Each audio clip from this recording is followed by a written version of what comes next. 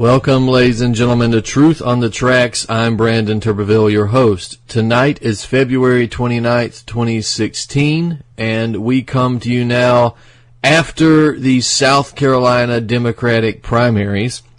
We're going to have something to say about that. We're also going to try to cover the international situation as best we can in this hour and make a few other points as well. Now, for those of you who are just joining us for the first time here tonight, I want to encourage you to catch Truth on the Tracks here every Monday night at 9 p.m. Eastern Standard Time here on UCY.TV. You want to access the show's personal webpage at ucy.tv/TT for Truth on the Tracks. And on that page, you'll find the archive versions of this show. You'll find links to my more recent articles, and you'll find the YouTube videos up there as well. If you're interested in my work, I am a writer for activistpost.com, naturalblaze.com, eraofwisdom.org, and of course my website, brandonturbeville.com. If you're interested in my work specifically, then please go to brandonturbeville.com. And I want to encourage you to go to that website in any event. That's the website where I repost all of my articles, all of my interviews, all of the YouTube videos, all of the archives of this show. All the relevant information is there, as well as the various books that are available for sale, including The Difference It Makes, 36 Reasons Hillary Clinton Should Never Be President. That is available for free on the website. Now, just a brief commentary about the South Carolina Democratic primaries. Hillary Clinton was victorious, unfortunately, with about 71% of the vote. It's about what we expected. Certainly not what we'd hoped, but not certainly what we expected. The results are not a surprise, and of course, I just want to point out before I go any further that we are not a fan of Bernie Sanders. Bernie's foreign policy is a war policy. He's pro-Israel. He's pro the destruction of Syria. He's pro-terrorist. His economic policies are not viable. They are indeed socialism, but they're not viable at all. They are not the American system.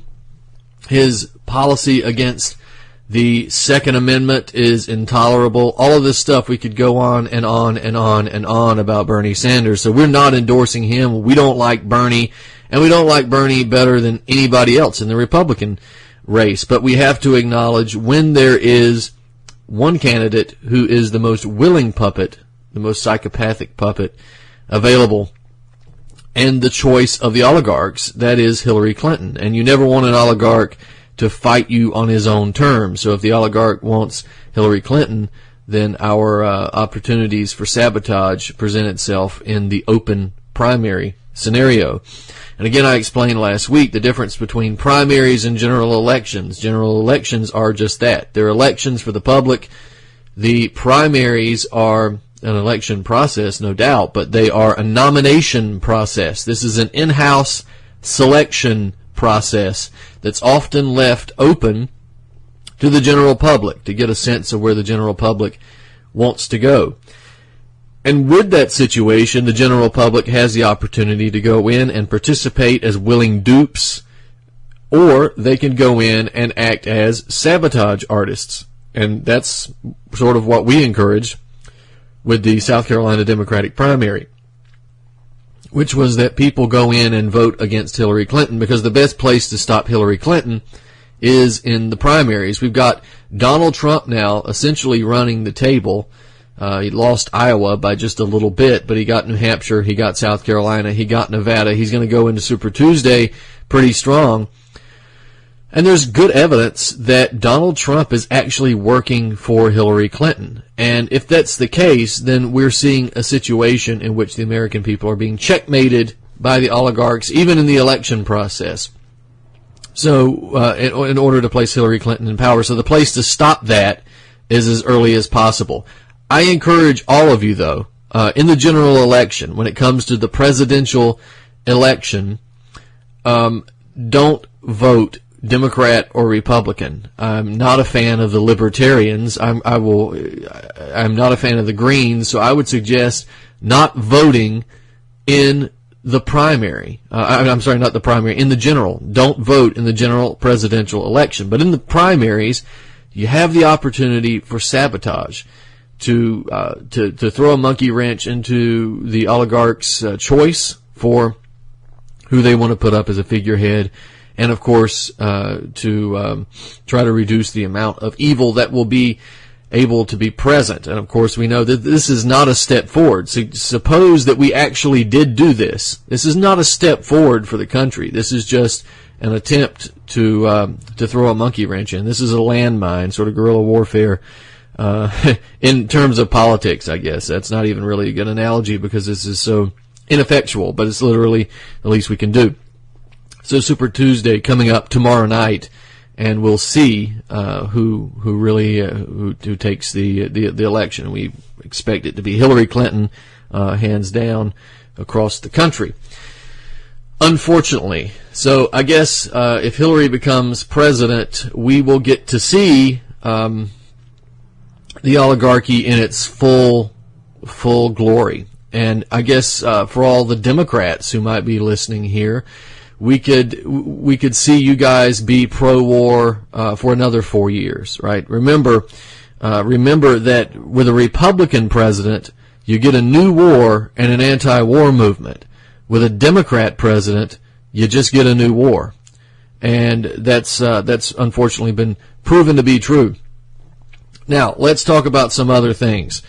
In the meantime, we've got some big things coming up on another front that we're going to talk about hopefully by the end of the show. Last week we talked about the 43 points I went through that would act as a basis or a foundation for a political revolution.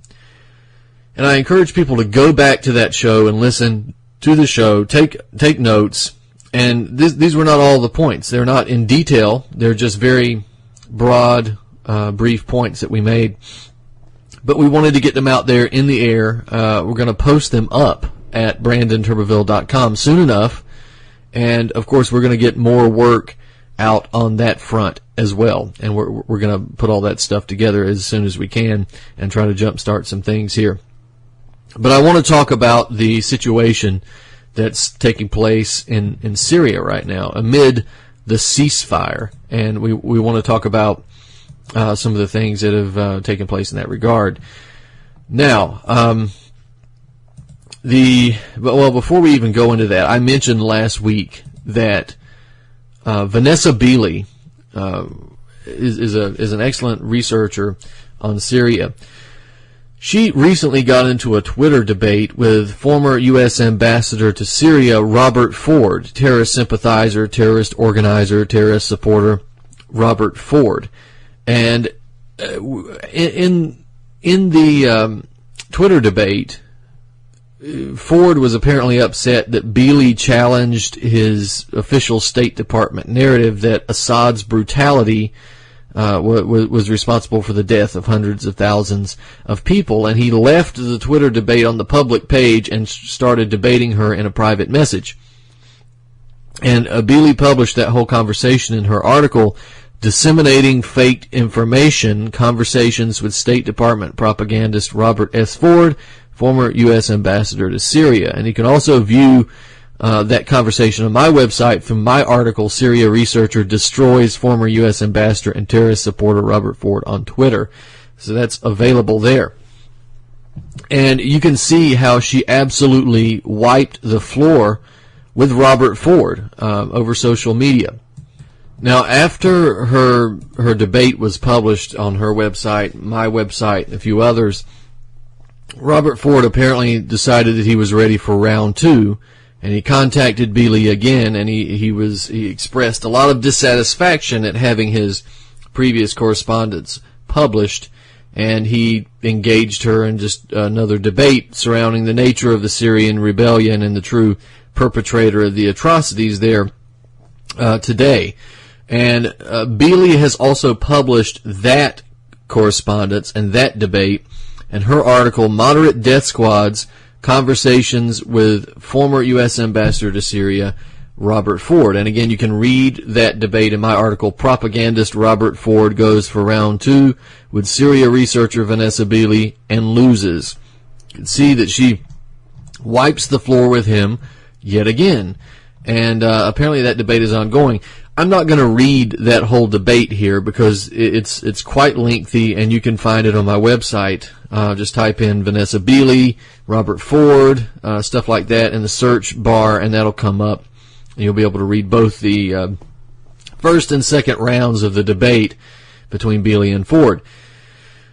He was pretty much dealt with in the same manner as he was in the first debate, right? His blatantly false propaganda against the Syrian government and his obfuscation of the facts on the ground were just brought out in the forefront and demolished in the full light of day. Ford's fake outrage at the death of Syrian civilians has to be taken with a grain of salt. Obviously, Ford knows full well that these numbers are overwhelmingly Syrian soldiers and civilians killed by his terrorists. He knows full well that the Free Syrian Army and Ahrar al-Sham are extremists that are bent on establishing a caliphate in the Middle East and implementing a nightmare scenario on the civilians that are unable to escape their pathetic religious state. And he knows all of this because he was one of the principal worker bees who helped create the situation on the ground to begin with. And so he can cry crocodile tears for the loss of innocent civilians if he wants to, but the jig is up, and Vanessa Beeley has proven that, right? He can launch propaganda assaults against the Syrian people and against those people who oppose imperialism and the aims of the Anglo-Americans every chance he gets. But the blood of 250,000 people from every side is so thick on his hands it will never wash off. So when the conflict in Syria is over, and we're calling for this, Ford has to be held accountable along with the other architects of the Al-Qaeda invasion. But until then, we might be tempted to settle for his silence, because if second round with Vanessa Beeley is anything to go by, he might learn to be silent soon enough, since both debates have really left him torn to shreds and rotting for all to see. Again, that article, Propagandist Robert Ford Goes for Round 2 with Syria researcher Vanessa Beeley and Loses, up at BrandonTurbeville.com. Just search Vanessa Beeley, Robert Ford, Brandon Turbeville, something like that, and it'll come up in the search bar, and you can read those debates for yourself. Now, we're in the middle of a ceasefire, and we're going to get to that in a second, but I want to bring something up.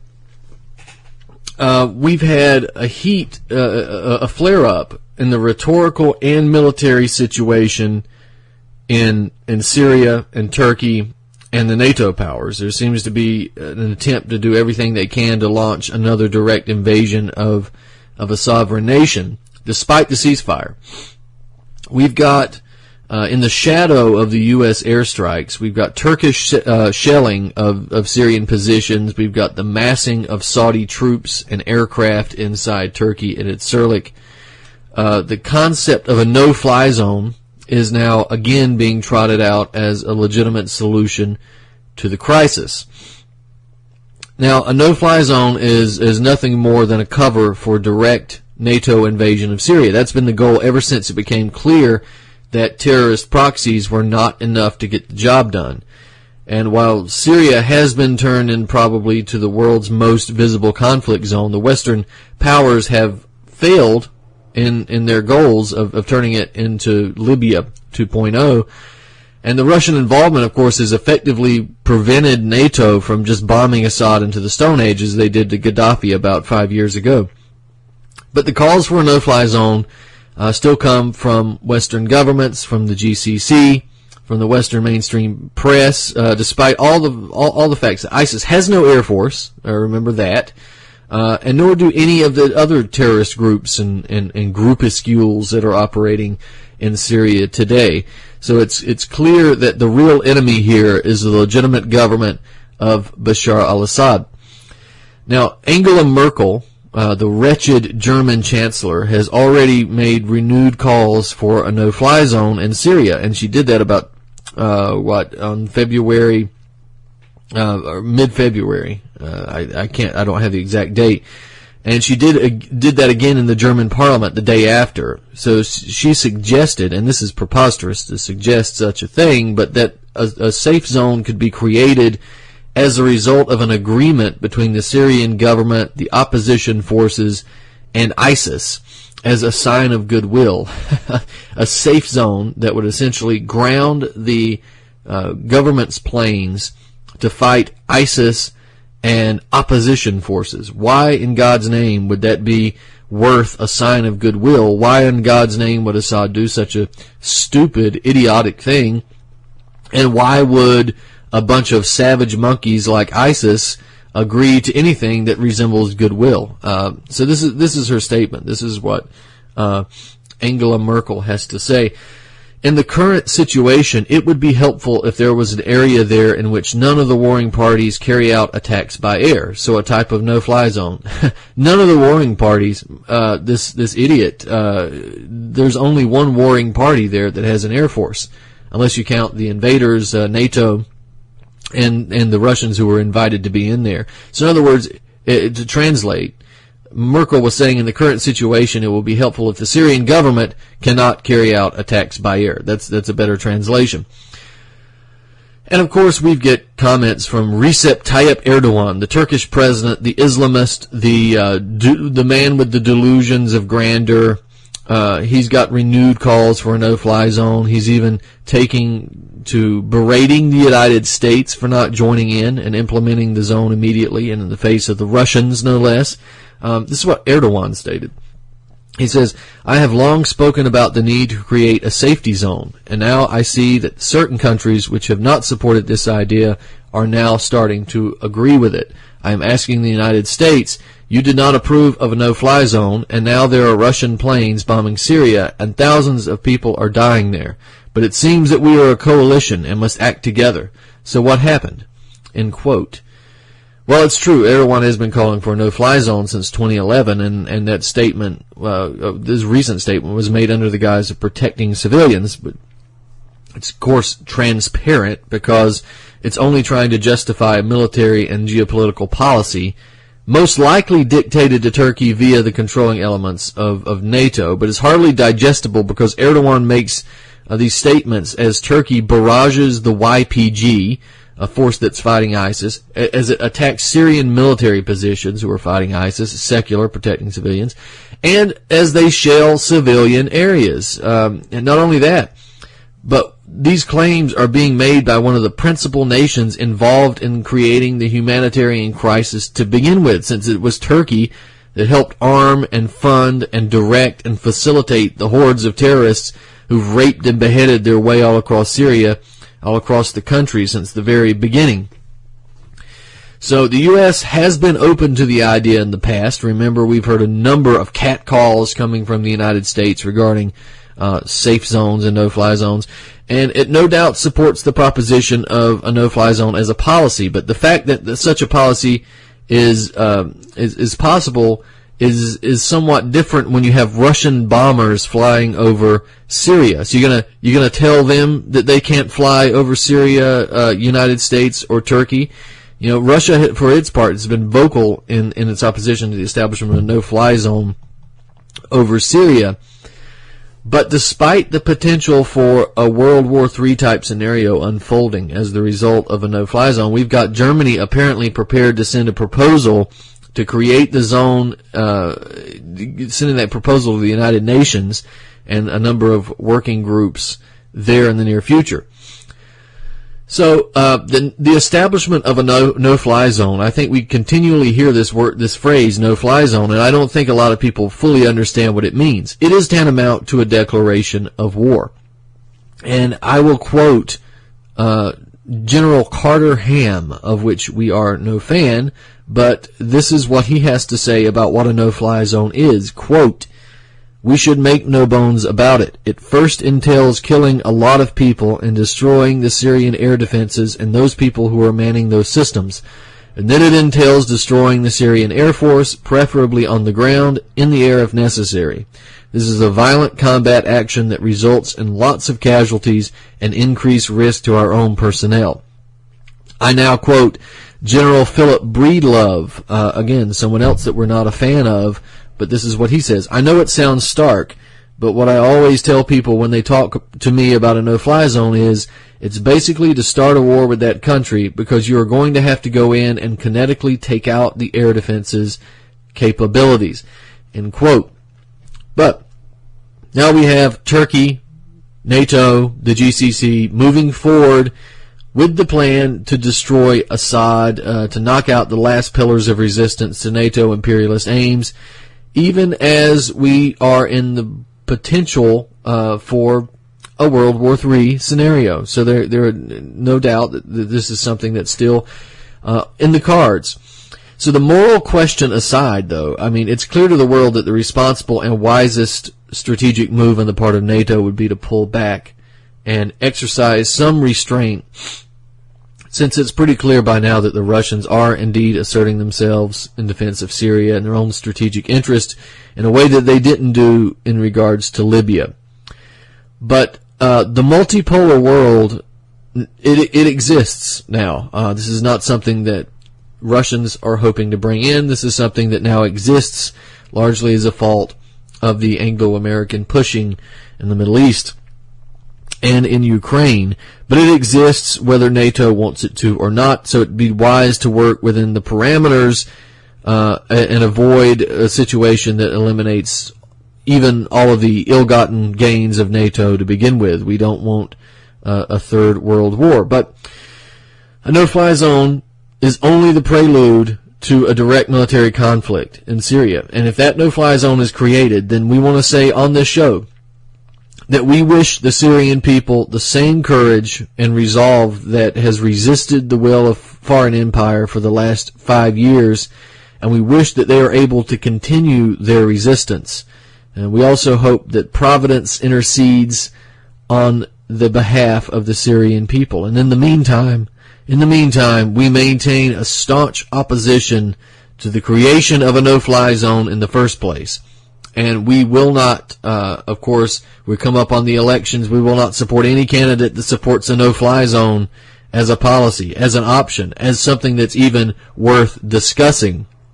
And that should be made perfectly clear, especially in the general election. No one should vote for anyone who supports a no-fly zone in the general election. And guess what that means? You won't be supporting anybody, because all of them, Republican, Democratic like, including Bernie the Bomber, support a no-fly zone in Syria, including Donald Trump, support a no-fly zone in Syria. So that should tell you what is in the cards for the future. Now, since we're talking about Syria, I want to come back to Syria, but I also want to make another point about something that's happening in Yemen, and the situation in Yemen is not being covered as much as perhaps it should be. It does seem that at some point that Saudi Arabia, the United Arab Emirates, perhaps the rest of the GCC would just simply admit that they're funding and supporting jihadists and Al-Qaeda terrorists across the world. I mean, after all, an official public announcement would just at this point be merely a formality, since it's apparent to everybody who follows the developments of international terrorism or geopolitics, even a slight amount of critical thought, that that's what is clearly happening. But despite the ample evidence that GCC member states are some of the largest financial supporters of Al-Qaeda, the Western press is opting for this narrative of a shadowy and wealthy Islamist donation theory of Al-Qaeda funding. But even with the cover that's provided to Saudi Arabia and the rest of the GCC by a wealthy, or should I say a powerful media apparatus that itself is tightly controlled by relevant Western governments and intelligence agencies, the myriad of connections between the jihadist terrorist organizations and the GCC cannot fully be hidden. I mean, it's out there now. So we have a documentary filmmaker who worked for the BBC, who recently brought back evidence of collaboration between the Saudi-led coalition in Yemen and the Al-Qaeda fighters in Yemen that are there as well. So the filmmaker, as part of her mission, was to film fighters from the United Arab Emirates and fighters from the jihadist brigades, and she, in doing so, she discovered that not only were the jihadists and the coalition members fighting the same enemy, which is, of course, the Houthi rebels opposed to the government of Abd al-Rabu Mansur Hadi, but they were also doing so in a coordinated fashion. Right, so the coalition publicly denies supporting the jihadists, but the filmmaker, and her name is Safa al-Ahmad, the filmmaker discovered the opposite, basically. She was on this trip to Taiz, which is an embattled city there under the control of jihadist fighters, but it's essentially surrounded and cut off by Houthis, right? So the jihadists are in Taiz, the Houthis are surrounding Taiz. And Al-Ahmad spoke to different militia fighters who were conducting operations against the Houthis from a hilltop near Taiz, and they were doing so with the tactical assistance of the United Arab Emirates troops. And Al-Ahmad was warned by one of the groups not to film the group, and she was warned a little later on that they were offended by the presence of a woman in their midst. And she was informed that they were members of Ansar al-Sharia. This is an Al-Qaeda group, right? Al-Ahmad stated to the BBC that it appeared that Al-Qaeda in the Arabian Peninsula was seizing parts of southern Yemen, as well as Mukalla, an important port city, and they were doing so by exploiting the chaos. Now, this is what BBC has to say about the situation around Taiz. It says, pro-government Hadi forces have been battling the rebels for control of Taiz, about 205 kilometers, is about 123 miles south of the rebel-held capital Sana'a, for months. The Houthis control all routes into and out of the city and are besieging a Sunni Islamist-dominated alliance of local forces holding the city center, while coalition-led forces are attacking the rebels on several fronts to the south and west. All right, so we'll skip the BBC for now because I want to get to some other things. But over the past year, a number of reports have come out and surfaced suggesting that Al-Qaeda in the Arabian Peninsula and coalition forces have been working together to attack the Houthis in southern Yemen.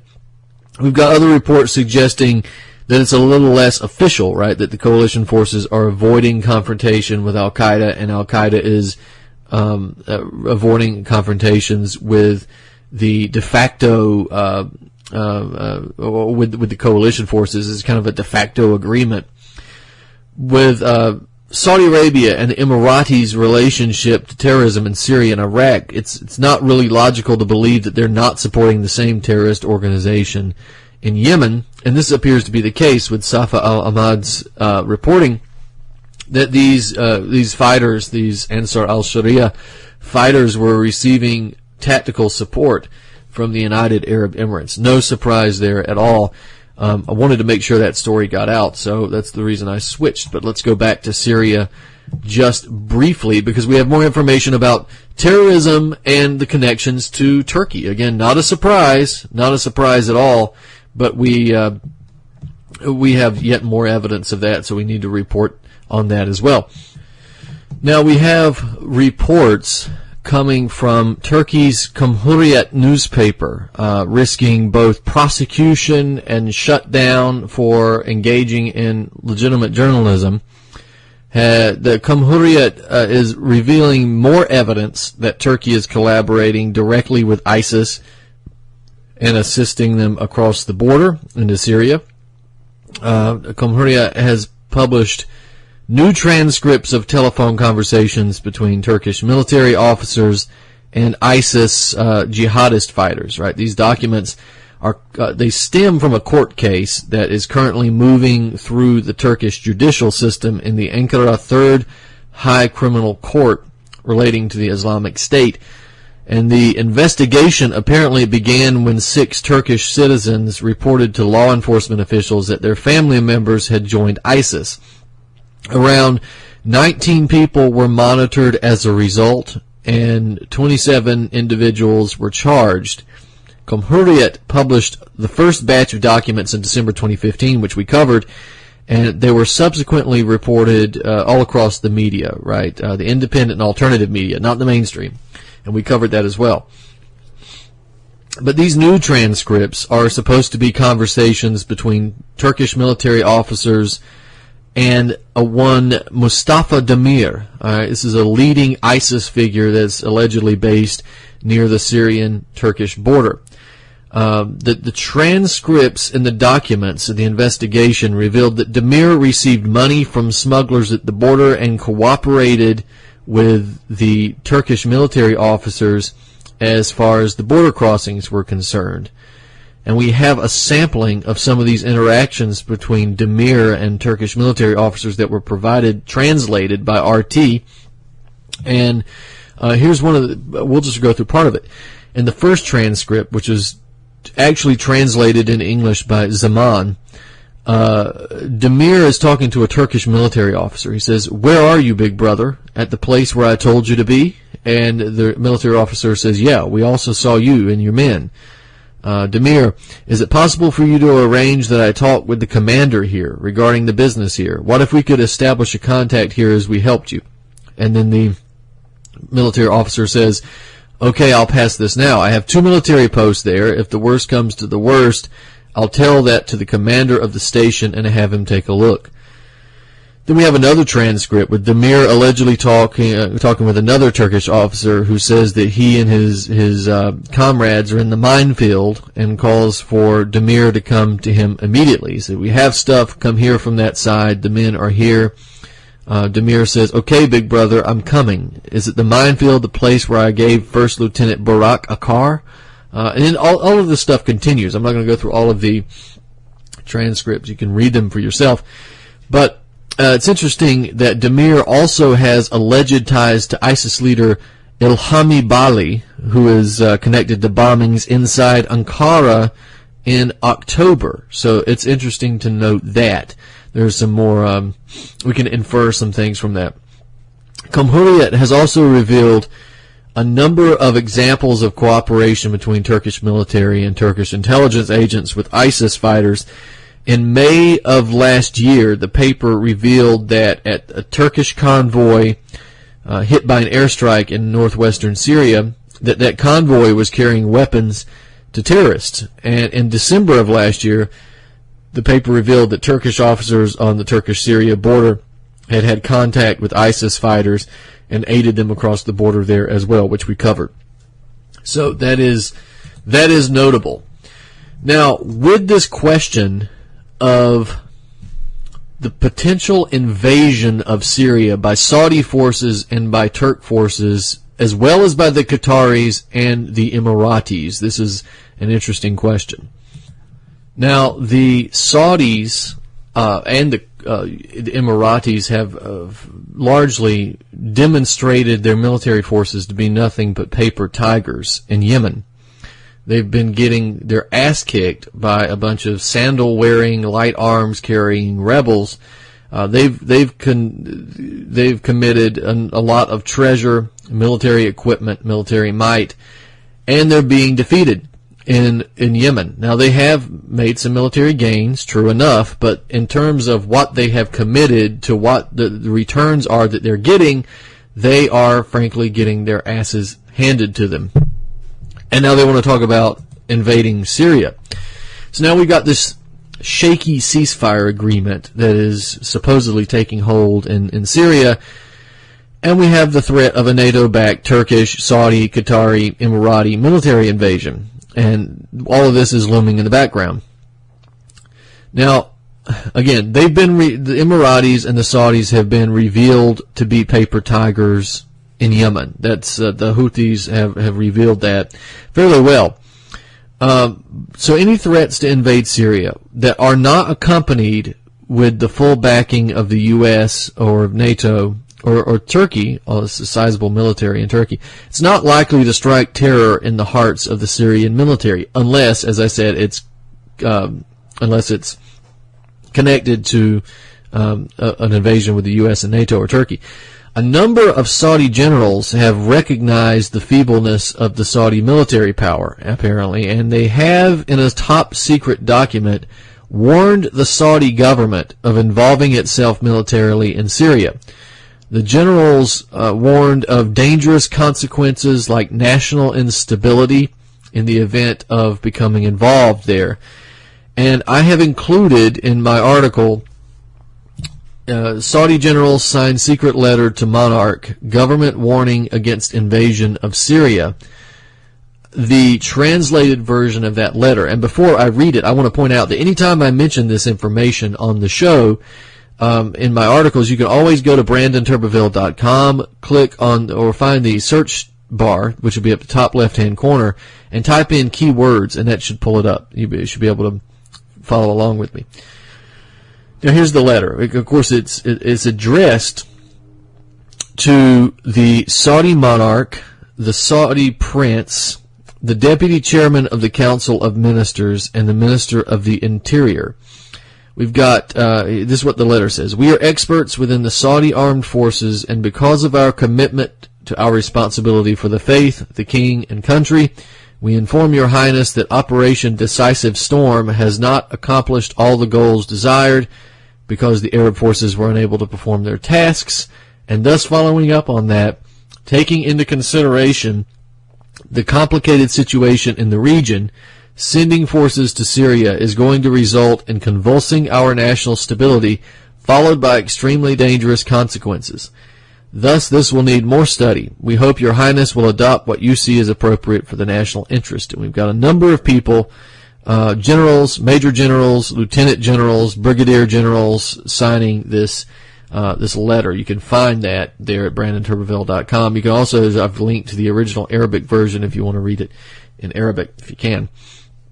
So, the questions that are surrounding the appearance of this document in the press is whether or not it was leaked by a source in the government or the military, or whether or not it was intentionally leaked by military staff out of hopes that it was sort of a controlled leak that'd be more effective in deterring the royal monarchs from launching an invasion if it was seen publicly as opposed to being ignored privately. But it would be wise of the Saudis to heed the warnings of their generals.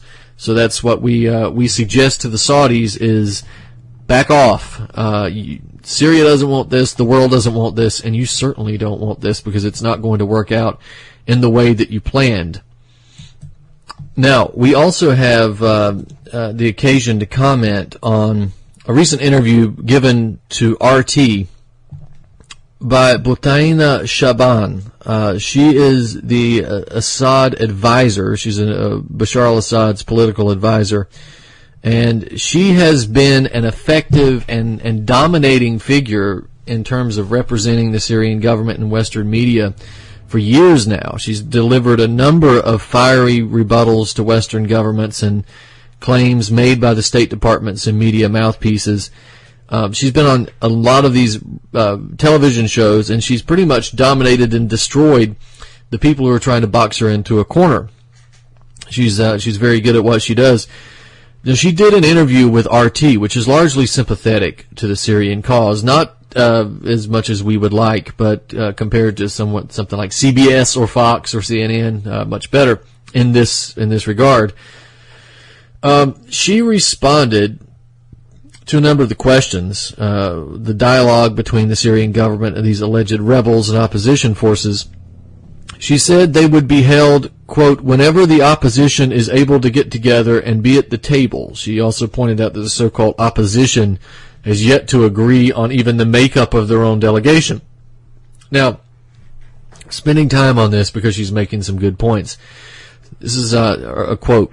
For 5 years, the Syrian opposition has not been able to have a dialogue because each party of this opposition belongs to a different country and is paid by different countries. They are not an opposition that have a political party in Syria and that have grown from the Syrian people. This is the only opposition in the world that are agents of foreign countries against their own country. Indeed, indeed. Now, she also pointed out that the Syrian and Iraqi armies are doing their best to defeat and destroy ISIS. She reiterated that, quote, "We are running the country according to its constitution. We are fighting terrorism as we should, and we are forthcoming in pursuing any political solution," end quote. Well, what would the United States know about running a country based on a constitution? We haven't done that in a long time.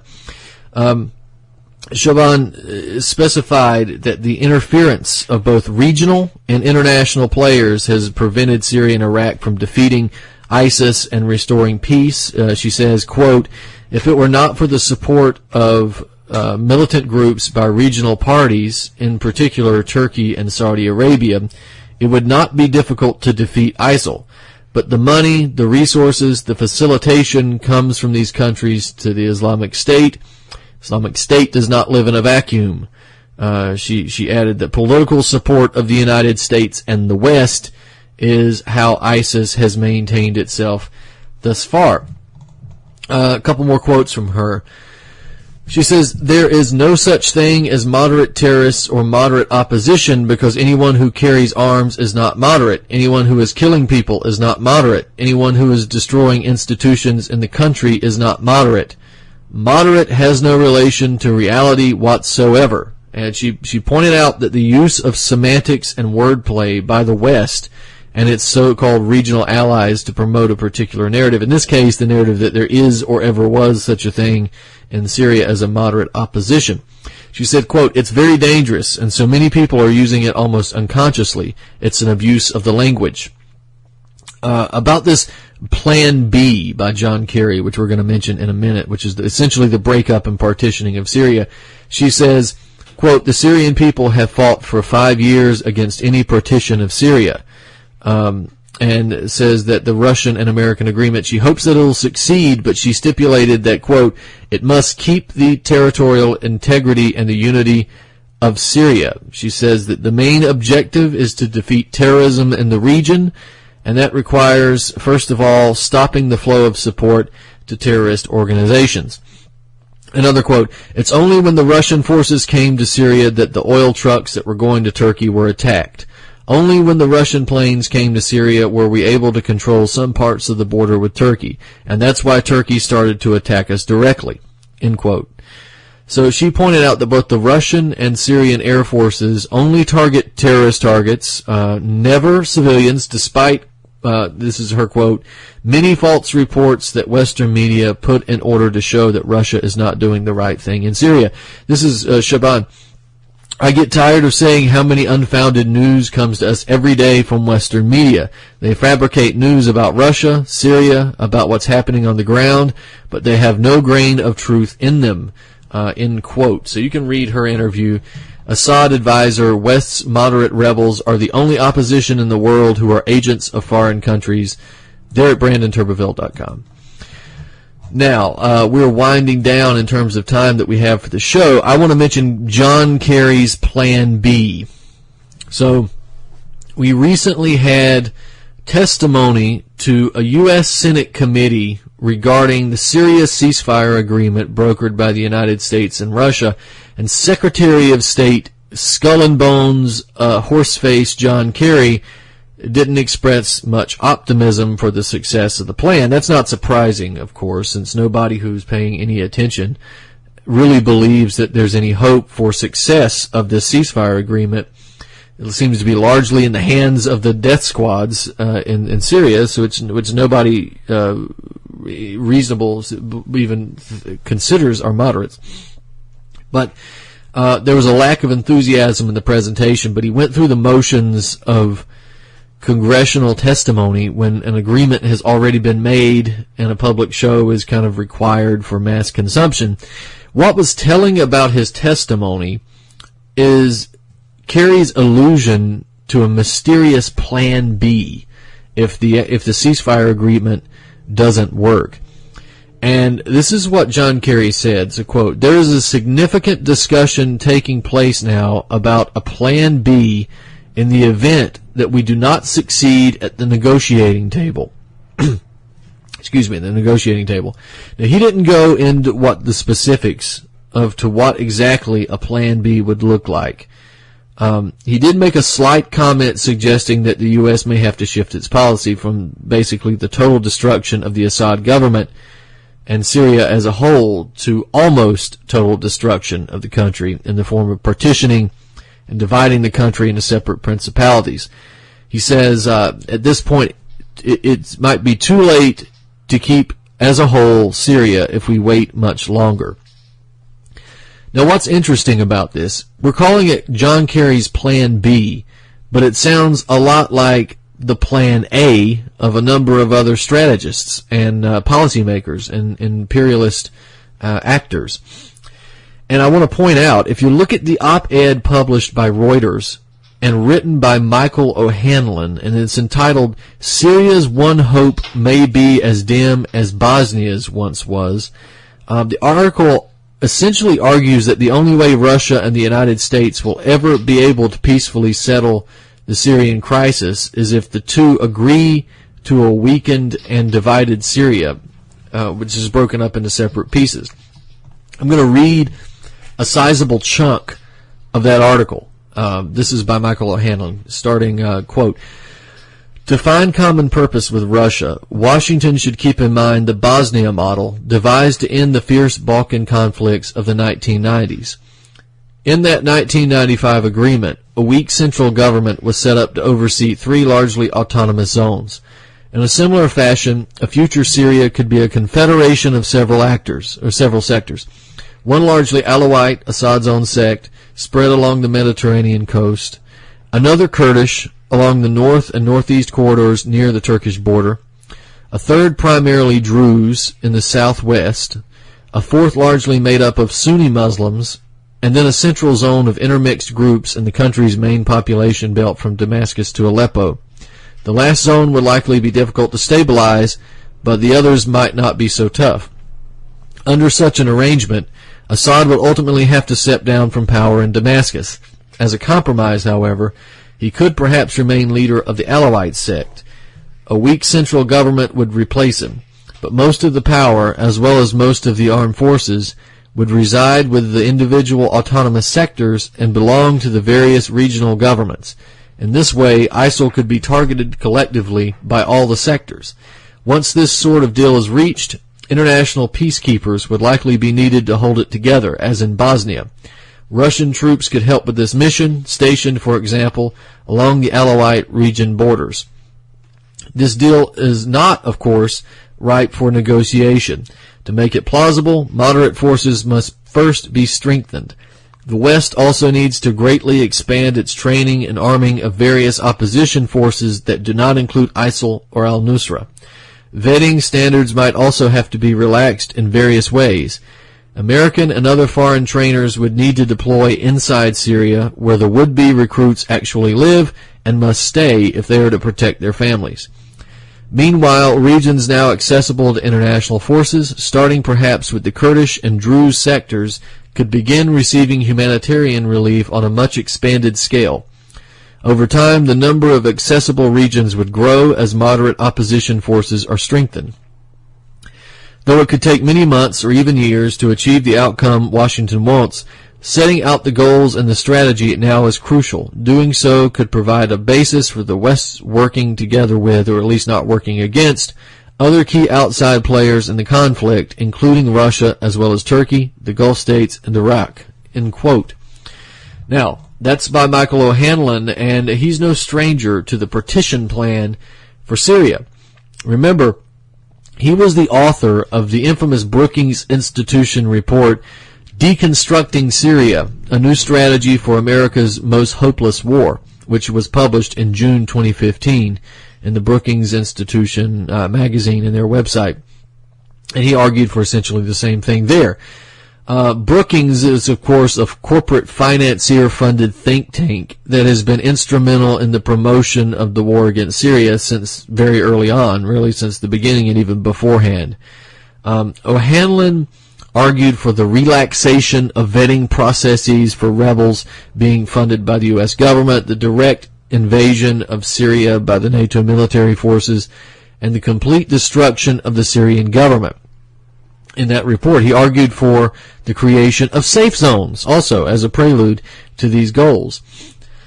And also, he mentioned the creation of a confederal Syria. In other words, the breakup of the solidified nation as it currently stands. This is what he wrote in the Brookings report, quote, "The end game for these zones would not have to be determined in advance. The interim goal might be a confederal Syria with several highly autonomous zones and a modest eventual national government. The confederation would likely require support from an international peacekeeping force if this arrangement could ever be formalized by accord. But in the short term, the ambitions would be lower, to make these zones defensible and governable, to help provide relief for populations within them, and to train and equip more recruits so that the zones could be stabilized and then gradually expanded," end quote. Now, this plan is also reminiscent of the Zbigniew-Brzezinski method of microstates and mini-states. In other words, the construction of a weak, impotent state based on ethnicity or religion or some other identity politics, but without the ability to resist the will of larger nations, coalitions, or the banking industrial corporations. So it appears like Kerry's Plan B is actually Plan A for a number of these powerful geopolitical strategists, from Brzezinski himself to worker bees at the Brookings Institution. So Syria has been gaining ground by the day against these Western-backed proxy terrorists who've run rampant across the country since 2011, but Syria is clearly gaining the upper hand now. Therefore, the West is not giving up on its plan to eliminate a geopolitical obstacle on its way to establishing world hegemony. And if you can't destroy the country in total, then weakening it to a point that is described in these articles by Michael O'Hanlon or the Brzezinski method or Kerry's Plan B would certainly give you about 90% or 80% of what you wanted to accomplish to begin with. If you can't get the whole thing, you can get quite a bit, and that's what a partition plan would do. It would have weakened Syria to the point that it would be ineffectual in terms of resistance.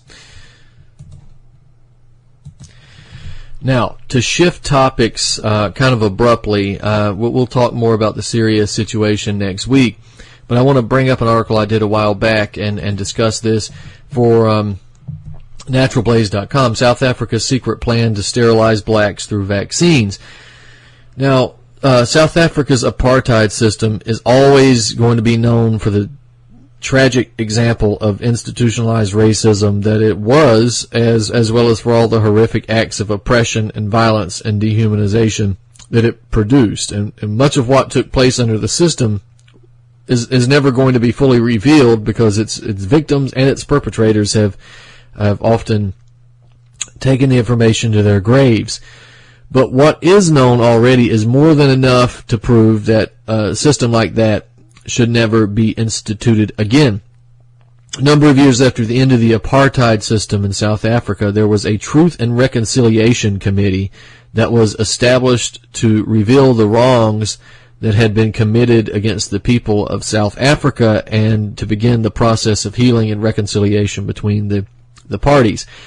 But even during the process of allegedly uncovering many of these atrocities committed against black South Africans, some of that information had been largely ignored throughout the decades after the system ended. Most notably, a system of attempted genocide of black South Africans by means of a national vaccine program. And some of that information came to light in January of 1997 when Wouter Basson was arrested by South African authorities. He was a cardiologist by trade, also the head of Project Coast. Was South Africa's secret chemical and biological warfare program. And when searching his car, they discovered hundreds of secret documents that were found that revealed the program's covert operations, including connections, contacts, murder weapons, and that sort of thing.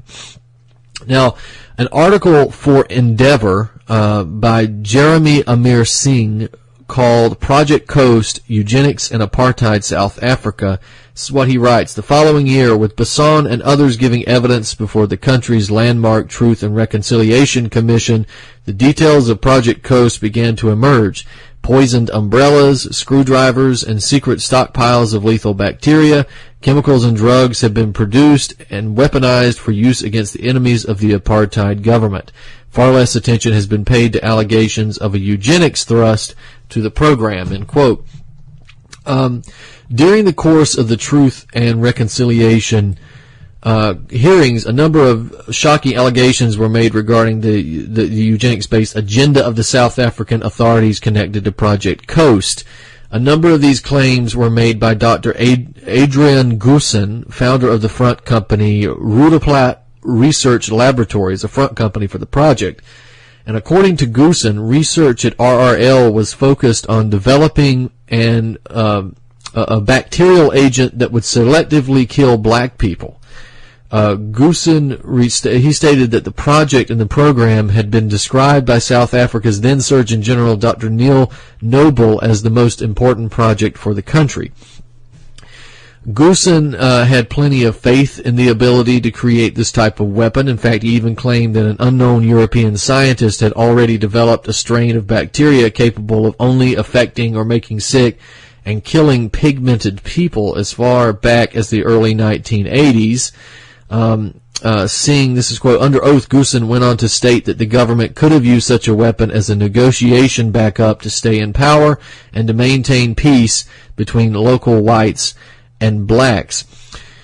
End quote. Now, Goosen claimed that the plans to connect with the European scientists that had developed that type of bacteria were eventually abandoned because of security reasons, but that the South African scientists continued to work on the project. And he also stated that Project Coast was far down the road in creating an anti-fertility weapon that would be used to selectively target the black majority. Now, the delivery mechanism for that, a vaccine, and that is what is according to the report. Goosen stated that one of the most important aspects of the anti-fertility vaccine was that it would not be detectable, and even if it was detected, it would not be able to be traced back to the clandestine application. Goosen said that he was convinced that the production of this type of drug was definitely possible after an extensive literature search. Now, Goosen was backed up in his claims by another Project Coast scientist, Dr. Schalk van Rensburg, who confirmed that the development of an anti-fertility vaccine was indeed a major goal of the program and even made up about 18% at all RRL projects. Goosen fingered Basson as the leader and creator of the eugenics-based chemical biological weapons program. Now, Basson, of course, argued that this type of vaccine should be designed to prevent the pregnancy of female soldiers and to keep down the population in refugee camps. But Van Rensburg revealed otherwise, confirmed what Goosen claims in terms of the real targets of the vaccine. Van Rensburg testified that blacks were physiologically, biochemically, and endocrinologically identical to whites, and it would not be possible to develop a vaccine that worked on one ethnic group and not the other.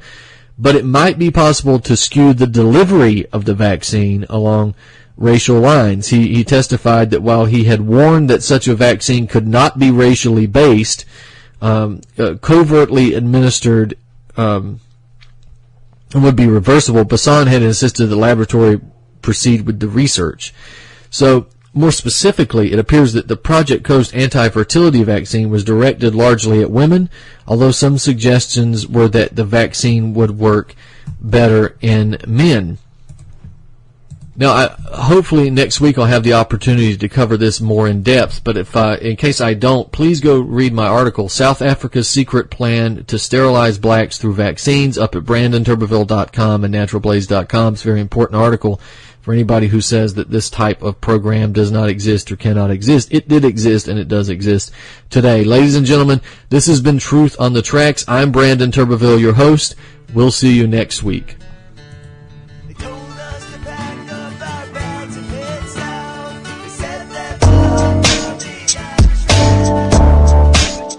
My name is S.M. Gibson, and I am the host of Anti-Radio.